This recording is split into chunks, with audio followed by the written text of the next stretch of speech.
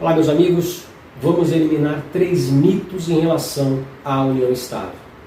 Primeiro, filho. Segundo, coabitação. E o terceiro, tempo. Tudo aqui é relativo, tá certo? Mas antes, não deixe de se inscrever, não deixe de curtir e compartilhar, se você considerar que o conteúdo foi relevante para você, te ajudou de alguma forma. Tá legal?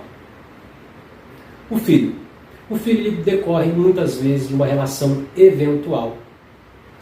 Decorre de um namoro. E nem por isso aquele namoro se tornou uma união estável. Tá legal? Então, o filho não significa união estável. Isso é um mito. Coabitação.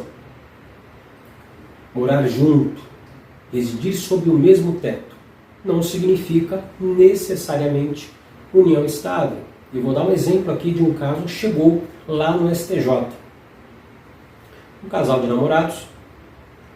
O namorado recebeu uma proposta de trabalho fora do país e a namorada, não querendo ficar sozinha, decidiu acompanhar para fazer aulas de inglês. Então veja bem, namorado para uma proposta de trabalho e a namorada o acompanhou para fazer aulas de inglês. Ficaram 2 anos morando fora.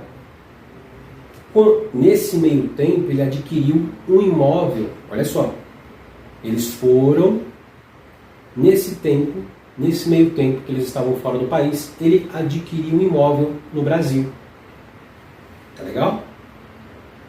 Eles eram apenas namorados, inclusive ficaram noivos fora do país. Voltaram para o Brasil, uns 2 anos depois, né? E logo marcaram data de casamento e tudo mais.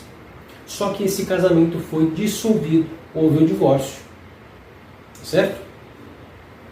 Houve a partilha de bens, só que a namorada, que agora é esposa, e agora ex-esposa na verdade, ela ingressou com ação pedindo o reconhecimento da união estável, porque eles moraram fora, residiram sob o mesmo teto, houve coabitação. Primeira instância julgou procedente, disse realmente houve união estável. Segunda instância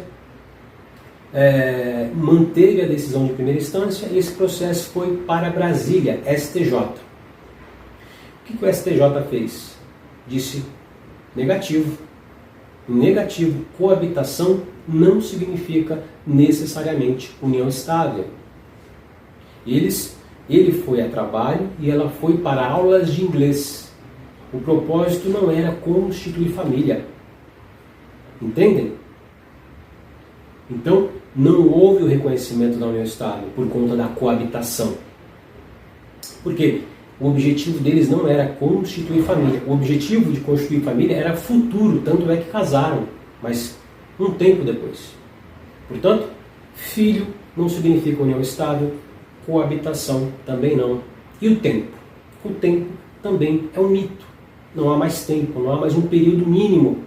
Tá certo? Um outro exemplo aqui de um outro processo que chegou lá no STJ também. Namoraram 2 meses. 2 meses de namoro. Decidiram.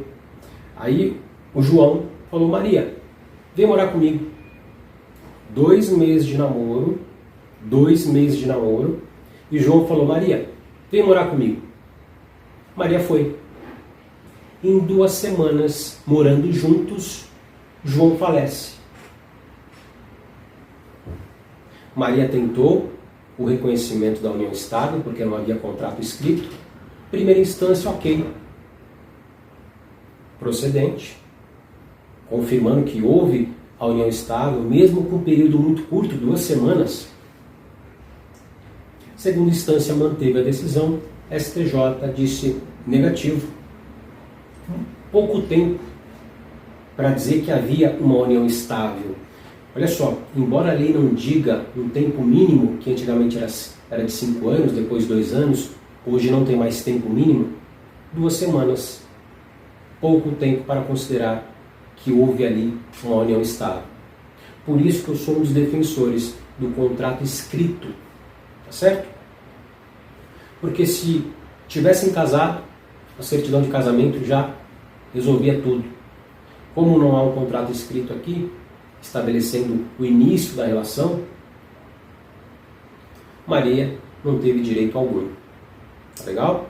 Então, filho, coabitação e tempo são mitos quando o assunto é união estável.